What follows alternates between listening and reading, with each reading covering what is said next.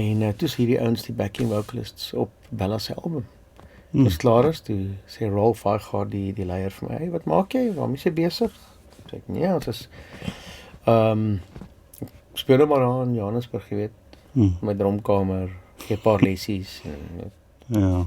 wag maar vir my big break. Sê, hey, wil jy saam met ons toer? Sê ek, ja, sure, waar gaan ons? Sê nee, sien jou oor 6 weke in Amerika. Ja, so. En oor 6 weke toe ek in Amerika, in Nashville, Tennessee. En ek begin saam met hulle rehearse vir weke aan een. Maar my eerste rehearsal is toe downtown Nashville. Ja. By Belmont Church se jeugsentrum. En die sentrum se naam was Koinonia.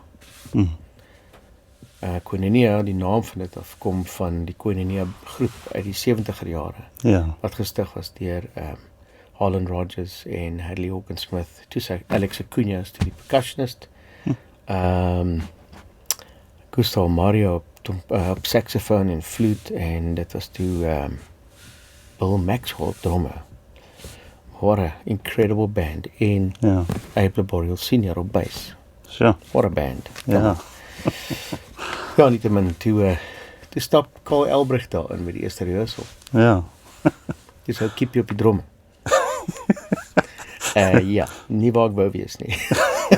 En ek kom staan so reg voor my met die congas en is like Nee, kyk wat jy speel. Kan nie speel nie, kan niks doen nie. Sal een van my grootste So basically jare wat gebeur as jy nie kom en stap en ek speel. Ja, waar is die percussion? En ja, dit was dit. En dit was net getoer vir aanhoudend.